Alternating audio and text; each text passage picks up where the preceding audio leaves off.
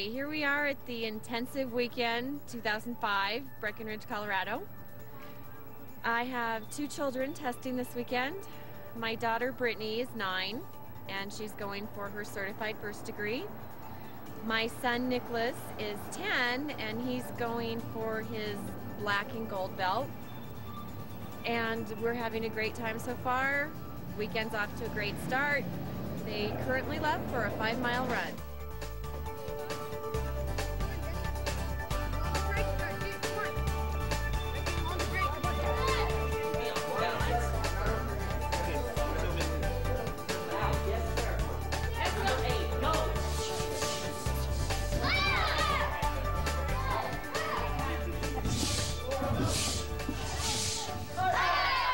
Hi, I'm Kim Lane, and this is my son Corey. And we started karate about 5 years ago. We were approached when Corey was 7 to go into the leadership program.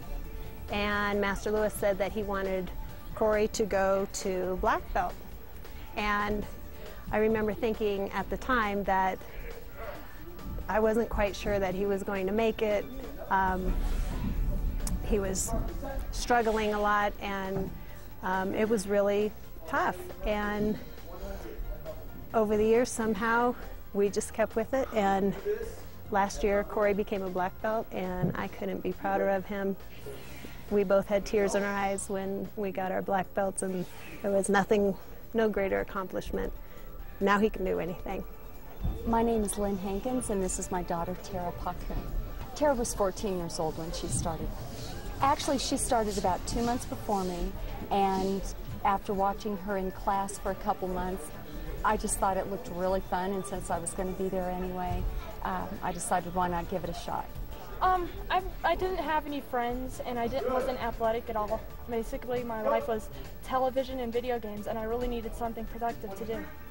I've made so many new and safe and exciting friends.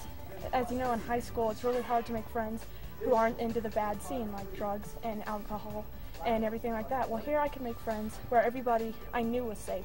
I, too, have met some of the most wonderful people who will be just lifelong friends, the staff, the other people in the school, my prep cycles. You know, it's kept me in better shape than I've probably been in since my mid-20s. Hi, my name is Denise Munger. This is my family. This is Nicole, Christopher, my husband Will. We've been with Mile High Karate now for almost 4 years, but my family's been doing karate for over 7 years.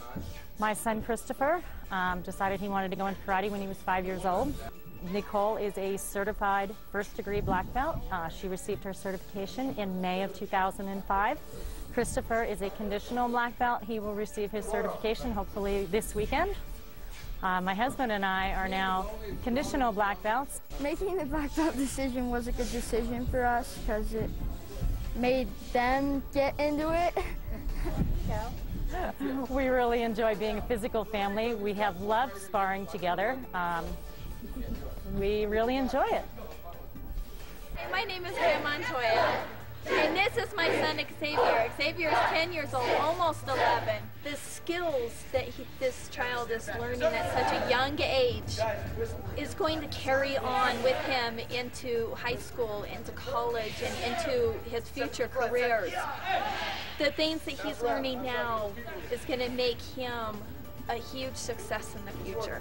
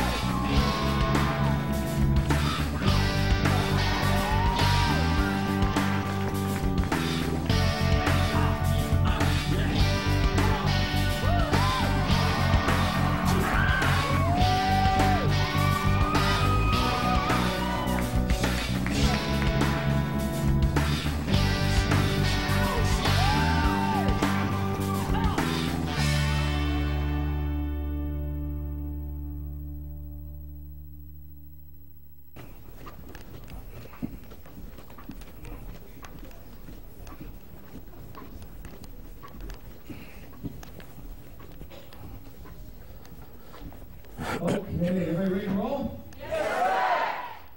When I started in the martial arts in 1969, I was 14 years old. And I was intrigued by the arts. I grew up in an environment that was not such a nice one. I went to a high school that was not such a nice one. How many people in this room have seen the movie Lean on Me? Joe Clark, Eastside High School, walking around with a baseball bat and a bullhorn. Well, I was in that school long before Joe Clark. Before Joe Clark got to clean it up, I was one of the students. So it wasn't really a learning environment. And I tried to focus on other things. One of the principal things I started to focus on was the martial arts. In 1969, when I began, and Master Oliver began, we trained as hard as we could. We tried to follow the right people, the right instructors, and I had some phenomenal instructors in New Jersey and New York City. I ultimately went to Korea. I trained in Korea for about 1.5 years and been back there several times since. But when I was 14 and this all began, I used to read every month, religiously read Black Belt magazine, Karate Illustrated, anything that had to do with the arts. And ironically, that guy's picture was on the cover every time I picked up the magazine. World champion, world kickboxing champion, world point contact fighter champion, the best of the best of the best in the entire world. I got to see him fight. I watched him in person. I watched him on television. But I never got to meet him until after September 11th. And that was one of the biggest honors in my lifetime, because he was somebody that I admired. I watched his career grow. I watched him grow. And it was a great honor to meet him and ultimately to become very good friends with him. Through Master Smith, I met Master Oliver. And I have to tell you, I've been involved in the arts since 1969, and I've trained with some of the biggest names in the world. In my opinion, and Master Smith and I talked about this last night, is probably some of the most aggressive training, aggressive testing, and aggressive teaching in the arts that I've ever seen. And I've been all over. So I want to commend Master Oliver for his commercial awareness, for what he has done for the arts, but more importantly, what he's done for you. You are receiving some of the best training in the country by some of the best professionals, and you have an opportunity to do things in life that many other people do not. As you grow, and this is for everybody in this room, don't ever think there's nothing that you can't do. Anything you can't do. There is nothing you can't do. Nothing. If you want to do it, and it's in here, it's in your heart, and you feel it, it's just like getting your black belt. How many people thought that 2 years ago, 3 years ago, 4 years ago, 5, 10, how many people thought you would win, earn, be awarded, be the recipient of a black belt? I never did when I was younger. I had it here. It was something I wanted, but it was one of those things that was so far distant, I didn't know if it would ever happen. For me, when it happened, it wasn't enough. I wanted the next. For me, when I became a New York City detective, I wanted the next step. You know, sometimes when you want the next step and you get it, you look back and say, I should have stopped at the last one. When I became the New York City Police Commissioner, I can remember being appointed, being sworn in front of thousands of people on the steps of City Hall in New York. My family, my friends, my colleagues. Mayor Giuliani told me, you know what? We have 18 months to go. It's going to be smooth sailing. Crime has to come down a little bit more, but everything's going to be fine. And about 3 weeks later, I get a briefing from the Intelligence Division who tells me that the United Nations is holding their 75th annual summit, and there's going to be 234 heads of state from all over the world coming to New York City. And I ran over to City Hall and I told the mayor, I thought you said it was smooth sailing. This is the biggest gathering of heads of state anywhere in the world at any one time. Who's responsible? I was. Something happens, it's my fault. Looking back then, was it difficult? Yes. Was it a challenge? Yes. But it was something that had to be done. I took that step and I did it. You guys can do the same thing. Whether it's the police department, whether it's your schoolwork, whether it's your high school or college, or whether it's in the professions and the jobs you have today, be a leader. Don't be a follower. When I was younger, I didn't have anybody to go to. I didn't have a mentor or a tutor. And my lifestyle at home was very different. So my guidance, my support mechanism, it all came from my martial arts instructors. And it put me on the right path. And the adults will understand this, probably a little more than the kids. But in, I guess, 1985, I became the warden of the Passaic County Jail in New Jersey. It was a jail that held 1,100 inmates. I was only 30 years old, and I become the warden. It's an extremely big job. One of the top law enforcement officials in the county. And my mother and father came to the swearing in. And my mother was interviewed by the press. You should never talk to the press, never. I just want to clarify that. But if you do, you better make sure you know what you're saying. And my mother, she wasn't press savvy. So the reporter sticks a microphone in my mother's face and says, your son is only 30 years old. He is the warden of this jail, one of the top law enforcement positions in the state of New Jersey. What do you think? My mother's response? I always knew he was going to wind up behind bars, but I wasn't sure what side.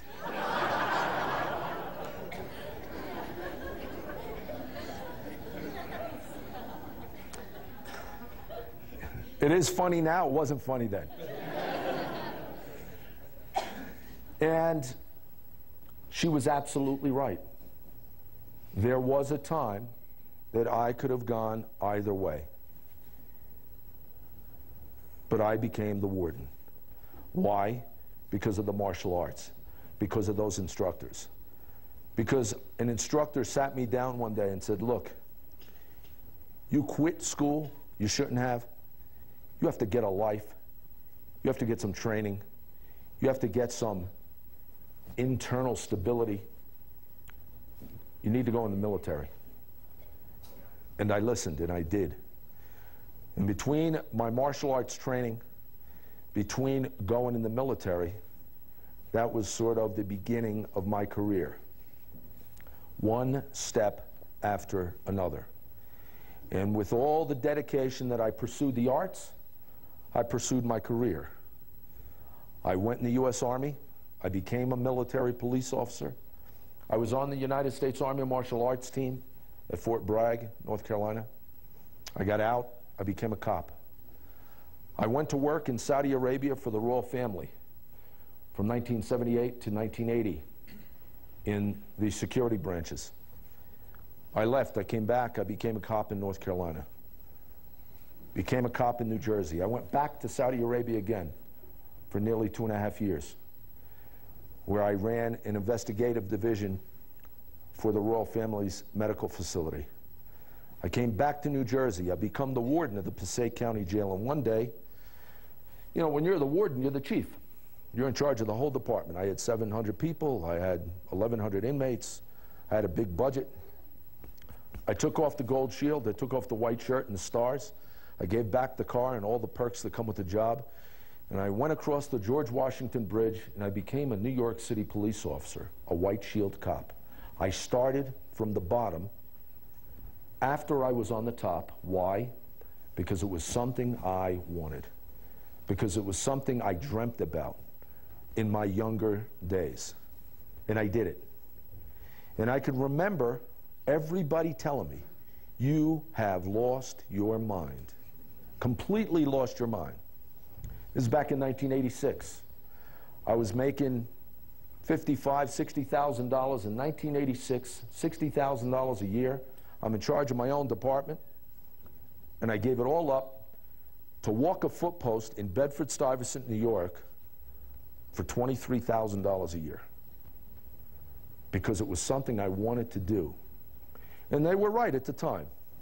They were absolutely right. They said I was nuts. They were right. I was absolutely out of my mind. But 14 years later, I got called into the office of Rudy Giuliani, and he told me some very good news. He said, you are going to be appointed as the police commissioner. So I went from the bottom of the NYPD. 14 years later, I was given this shield. It's 18-karat gold. It has 5 platinum stars. It was created by Tiffany's in 1897. And the first New York City Police Commissioner shield went to somebody you all know, everybody in this room. His name was Teddy Roosevelt. Teddy Roosevelt, our president, was the first New York City Police Commissioner. So when I stood on that podium and I swore to uphold the Constitution and the laws of the state of New York and the city of New York, I could remember looking out in the audience and seeing some of those people that told me 14 years earlier, that I was out of my mind. In my mind, as I was taking my oath, I thought, who's laughing now? Why? Because it was in here. It was something I wanted to do. And no matter what it is in your job, in your school, no matter what it is, you can do it. Don't ever forget that. And I had somebody very early in my life, when I was in high school, one of my guidance counselors. How many of you young kids, how many of you like your teachers? You like your teachers in school? How many don't like their teachers? It's a very political group. Well, I had a teacher that told my mother in school I would never amount to anything. Say he's useless. He's never going to be anything. And I could remember how much I hated that teacher for saying that. How much I disliked that teacher for saying that. Because I knew in here I was better than that, and I could do something. I didn't know at the time what I could do, but I wanted to do something. I was 16 years old when that teacher and a guidance counselor basically told my mother I was a vegetable. Well, here it was, sometime later, that I am being sworn in to run the biggest police department in the free world. Well, that teacher was wrong. People that tell you you can't do something, they're wrong. Don't ever listen to them. Don't ever listen to them. You do what you feel is right. You do what's in your heart.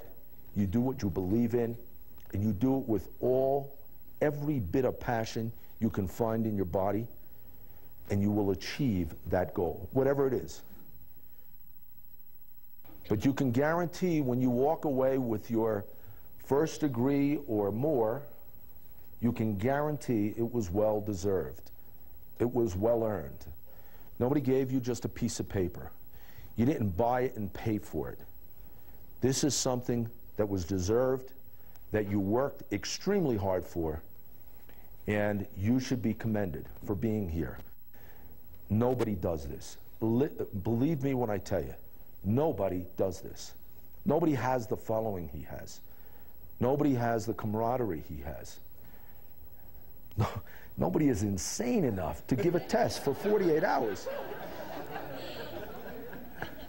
But that's what makes this so great, so good, so real, and something that you all should be extremely proud of.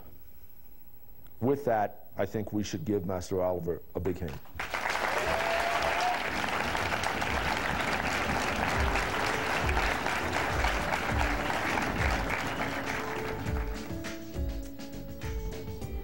My name is Tanya Bennett.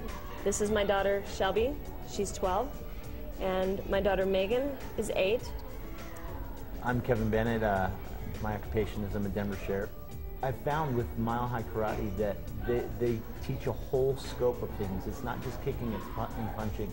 It's conflict avoidance. It's you know, learning how to speak well and show respect. And if you can do that with the kind of people that I deal with, they respond well to that. And usually 9 times out of 10, you can avoid a conflict just by some of the things that Mile High Karate teaches. Megan went in for her free lessons and took to it like a duck to water. Just the yes sirs and the no sir, everything, her manners, everything was just through the roof. With setting goals, what she wanted to be, what she wanted to do, it was definitely the right move on my part to walk in there and talk to them. Megan has absolutely no fear, which scares me to death. I'm Doug Succi. I'm a network engineer for Level 3 Communications. I'm Brian Session, and I work for Crowley in my first degree black belt. And I'm Kelly, and I'm the mom. Brian started when he was about 3.5 years old, so he's been doing it for 4.5 years. So he got his black belt when he was 6 years old. After a month in karate, he was more flexible and stronger than after a year in the preschool gymnastics program. His self-confidence has blossomed. He was painfully shy. No problem with shyness. Yes, sometimes I'm not shy. The moment he walked in, it was what he wanted, and he saw the black jacket, and that is what he wanted to do. No hesitation whatsoever. And he learned to count, and he learned his colors, all at karate, because all the different colored belts. And he would tell people what belt color he was, and what the next one was, and what the next one after that was. And it didn't matter where he was on the... Even though I am color challenged. You are that. Did you get your belt colors right? The school owners talked to us and said they had a new program coming out. And I said, come on, you guys. He's what, 5 years old at the time? 5.5. You want to put him in the leadership program. And they said, okay, we want to show you something. And they took him out and they put him in the middle of the floor and said, okay, Brian, I want you to start warming them up. And he did. And so they saw that quality in him, and they said, you know, you really need to get him into this program so that we can develop this. Well, what do you think, Carly? I think once you get into it, you just want to keep going for that black belt. Carly's just always been the type that every night when you come home from karate, when you're trying to watch TV, Carly was doing karate back and forth in front of the TV. She just kept doing it, and had an excellent memory, and just always seemed to do real well, and it just seemed natural for her to keep going right towards the black belt. I think that karate has helped me in a lot of different ways. It's helped, like my grandma said, it's helped me in self-confidence. It's helped me in my grades in school. I have a lot more friends than I used to have. My 2 sons joined at first, and then about a year later, they begged and begged and begged for Mom to join. So I surprised him one day, and I went to see Master Lewis and got my white gi and brought it home and hid and put it on and walked into the house with it on. And they were very excited. The return that we've made on that investment has been priceless. I mean, I can't imagine any other activity that would have helped him grow so quickly into such a strong young man that he is today. My whole belief behind the thing is I've never met a black belt that was not successful in life. And that comes from, I'm just going to start getting emotional now. That comes from the goal setting that they teach. Having confidence in what you do, having the pride to strive for better things for yourself. When we were in the winner's circle and we ran around and everybody had tears in their eyes, and Corey ran up to me and gave me this big hug right when we were introduced as the newest black belts of Mile High Karate, and it was just like the most high life experience. I'll never ever forget it. Had it not been for the arts, I promise you, there is no doubt in my mind, absolutely, unequivocally, I would not be standing in this room today. I wouldn't. I wouldn't have been in the Passaic, well, I may have been in the Passaic County Jail, like my mother said. Not as the warden. I would have never made the PD. I would have never made police commissioner. I'd never been in Iraq. I wouldn't have been nominated for the Homeland Security Secretary. Nothing. I'd wind up, I'd still be in the streets or I'd be in jail, one or the other. Just like every one of my other friends. Their lives did not progress like mine. And had it not been for the martial arts, I am confident that wouldn't happen. So, that's what it's done for me. Thank you.